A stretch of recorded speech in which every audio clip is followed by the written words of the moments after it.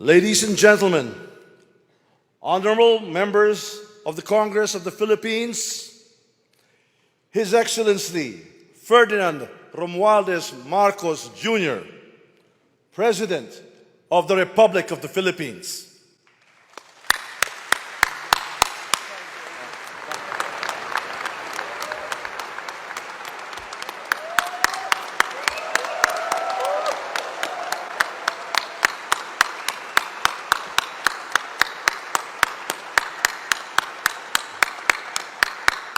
I come before you today to address you, as it is my duty as President of the Republic.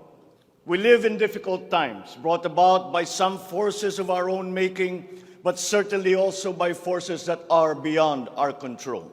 But we have, and we will continue to find solutions, and these are some of them. Our tax system will be adjusted in order to catch up with the rapid developments of the digital economy, including the imposition of value-added tax on digital service providers. The initial revenue impact will be around 11.7 billion pesos in 2023 alone. Through information and communications technology, the Bureau of Customs will promote streamlined processes. Disbursements for 2022 to 2023 will be maintained at above 20% of gross domestic product, or 4.955 trillion pesos and 5.086 trillion pesos respectively, to ensure continuous implementation of priority programs. One of the main drivers of our push for growth and employment will be in the agricultural sector. Ang mga pautang at financial assistance sa mga magbubukid at mangingisda ay magiging institusyon at patakaran ng aking administrasyon. Ipapaprioridad natin ang modernisasyon ng mga sakahan sa pamamagitan ng mga makabagong teknolohiya para sa ating mga magsasaka. Atin palalawakin ang mga palaisdaan, babuyan at manukan. Lahat ng ito gagamitan ng siyensya para tumaas ang produksyong agrikultural. Maging ang post-production at processing ay susuportahan ng pamahalaan. Gagawa tayo ng network, national network, ng farm-to-market road upang mas mabilis na mailakbay ng mga magsasaka ang kanilang mga produkto sa mga pamilihan. At gagawa tayo ng mga paraan upang maramdaman ng mga mamimili ang pagluluwag ng presyo ng mga produktong pagkain sa kayang halaga, gaya ng muling pagbubuhay ng mga Kadiwa Center. Hindi ito magagawa sa isang araw. Hindi magagawa sa isang buwan o isang taon lamang. Ngunit, kailangan na natin simulaan ngayon. Ang Agrarian Reform Program ay dapat magpatuloy. Agrarian reform is not only about acquisition, but also about support services and distribution. To assist this, I intend to issue an executive order to impose a one-year moratorium on the payment of land amortization and interest payments. As for the Filipino brand, ours is deeply rooted in our rich cultural heritage, and the tourism sector plays an invaluable role in the promotion of the Filipino brand. To boost our tourism industry, we will first and foremost make basic developments, such as road improvements for easier access to tourism spots. We will also upgrade our airports and create more international airports to help decongest the bottleneck in the Manila airport. We will also make it more convenient for travelers to go around the country, even to remote areas, to help promote undiscovered tourist spots. This program will be led by the Department of Tourism, together with the Department of Public Works and Highways.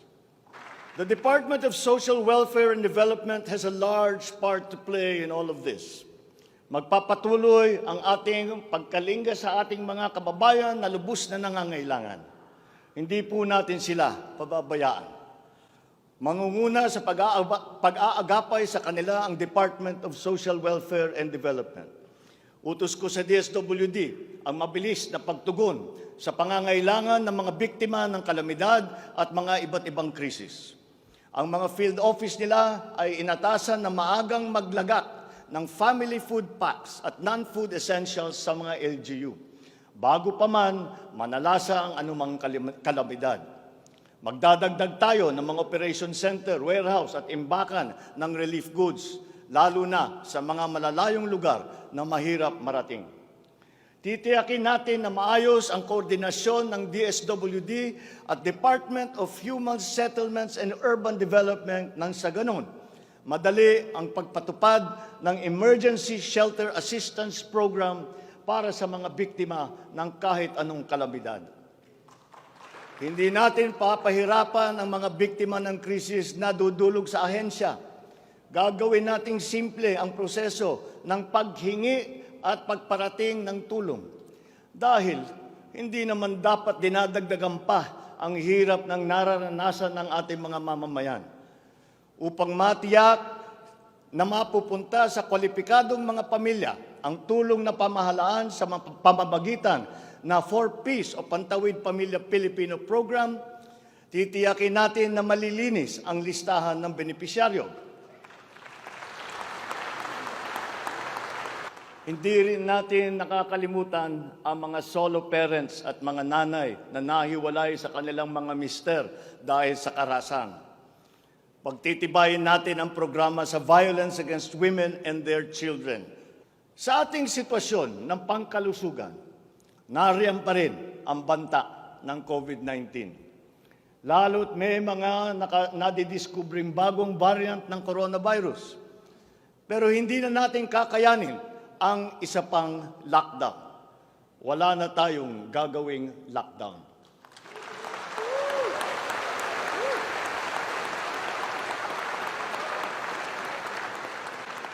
Dapat natin balansehin ng maayos ang kalusugan at kapakanan ng ating mga mamamayan sa isang banda at ang ekonomiya naman sa kabilang banda.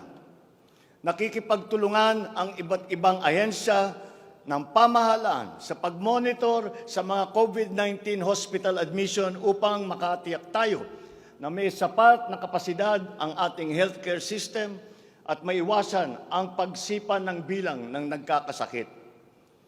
Patuloy din ang ating vaccine booster rollout para sa ating pangkalahatang depensa.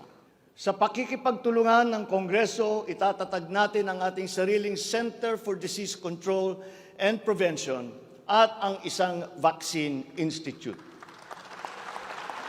Napakinabangan natin ng husto ang malalaking specialty hospital gaya ng Heart Center, Lung Center, Children's Hospital at National Kidney and Transplant Institute.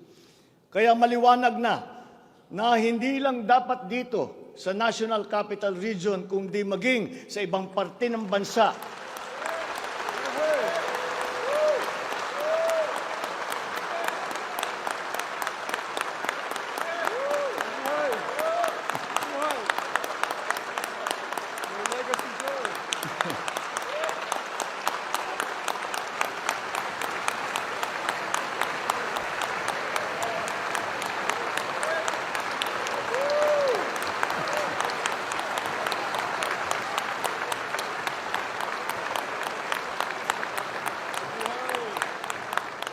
Maliwanag na hindi lamang dapat dito lamang sa National Capital Region, kundi maging sa ibang parte ng bansa, kailangan magdagdag ng ganitong uri ng mga pagamutan. One of the cornerstones of a strong healthcare system is the provision of competent and efficient medical professionals. We will exert all efforts to improve the welfare of our doctors, our nurses, and other medical frontliners. Dapat din tayong magkaroon ng sapat na supply ng gamot na kinakailangan sa pang-araw-araw ng ating mga mamamayan. Sinimulan ko na ang pakikipag-usap sa mga kumpanya ng gamot dito sa Pilipinas at sa ibang bansa. Hinihikayat natin na buksan nila ang merkado upang bumaba ang presyo ng gamot. In the educational sector, I believe it is time for our children to return to full face-to-face classes once again.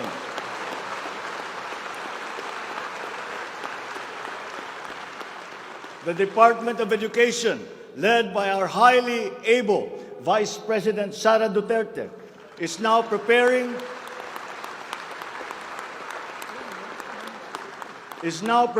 for its implementation in the upcoming school year, with utmost consideration for the safety of students, as we are still in the middle of the COVID-19 pandemic.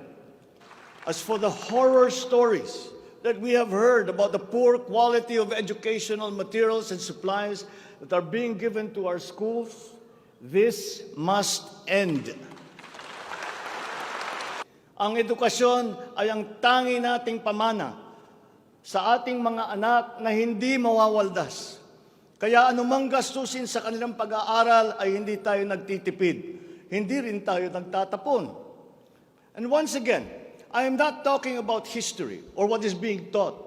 I am talking about materials that are necessary for effective teaching in this day and age. Children now need connectivity to the internet. They need devices to use. They need computers, educational tools. The internet has now become the global marketplace, not only for goods, services, but also for ideas, even extending to our own personal interactions. And the language of the internet, for better or for worse, is English. Therefore, the question of our medium of instruction must be continuously re-examined to maintain that advantage that we have established as an English-speaking people. We are entering an age of exponential adoption of technology. It is the fourth industrial revolution. The national ID will play an important part in this digital transformation. For citizens to be able to seamlessly transact with government, their identity must be easily verifiable.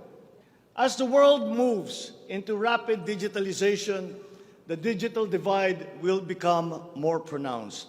This will open new opportunities for the creation of wealth, but will also likely create inequalities. Hence, universal connectivity will be a vital component in order to ensure that no citizen is left behind. I have therefore tasked the DICT to deploy digital connectivity across our various islands. This will be done through the implementation of the National Broadband Plan, the Common Tower Program, connecting our geographically isolated and disadvantaged areas via our Broadband ng Masa project. The backbone of an economy is its infrastructure. The infrastructure program of the Duterte administration must not only continue, but wherever possible, be expanded.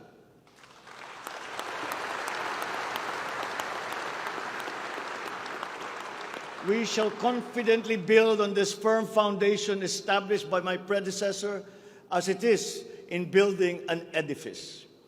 We must keep the momentum and aspire to build better, more. Necessarily, infrastructure development will remain a very high priority in our drive for growth and employment. Once again, I will not suspend any of the ongoing projects, as those have already been shown to be of benefit to the public that they serve.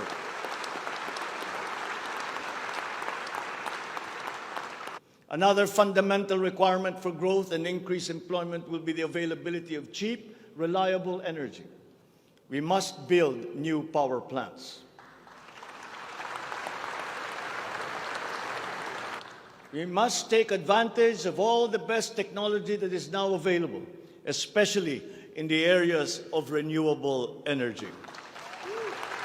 I believe that it is time also to re-examine our strategy towards building nuclear power plants in the Philippines.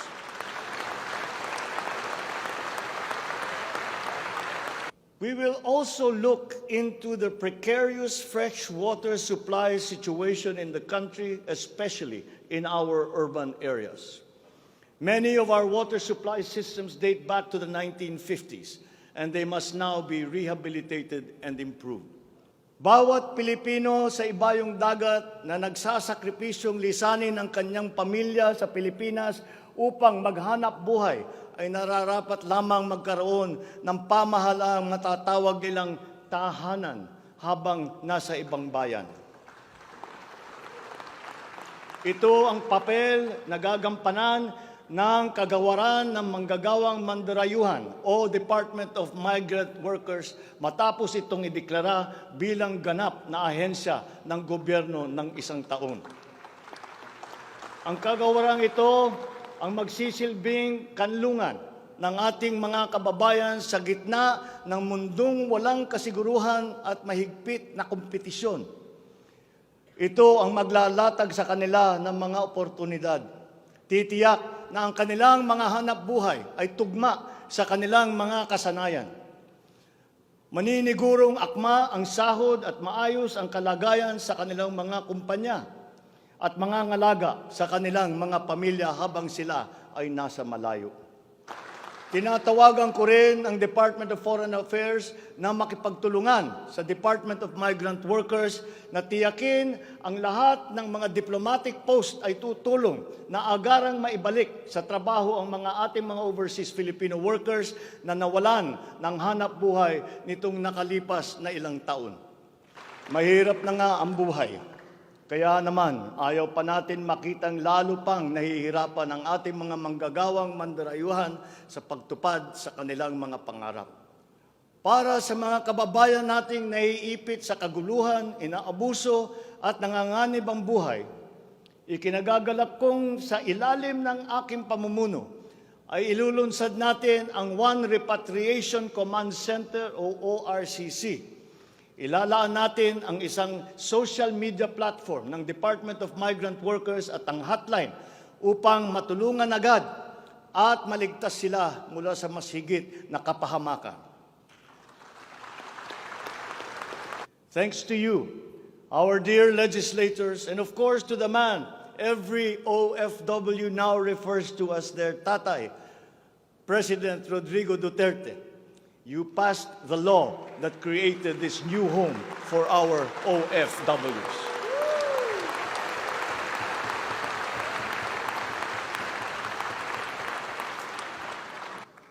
On the area of foreign policy, I will not preside over any process that will abandon even 1 square inch of territory of the Republic of the Philippines to any foreign power.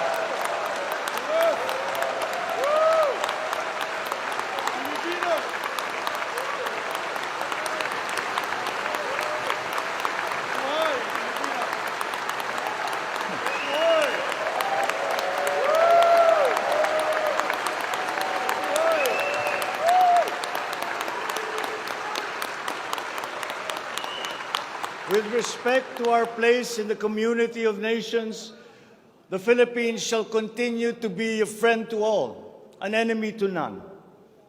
The Philippines has always been open and welcoming to all our foreign friends and visitors. That is our worldview. That is our culture. But let me be clear. We are very jealous of all that is Filipino.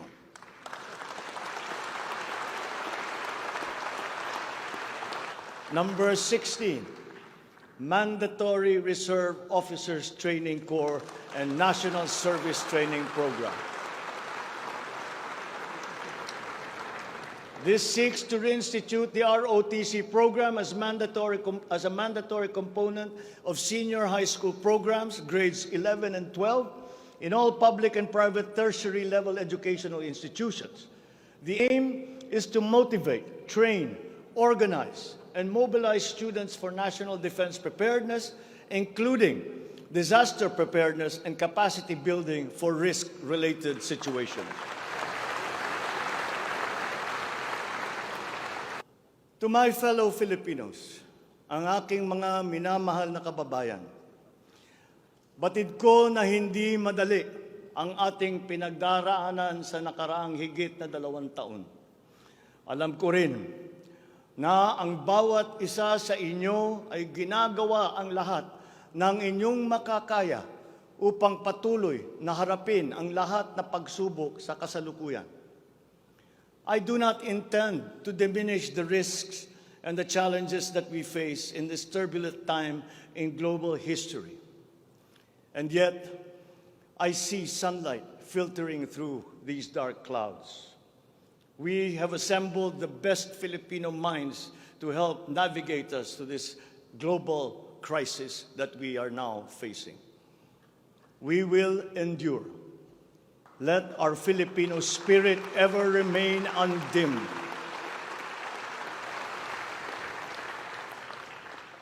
I know this in my mind.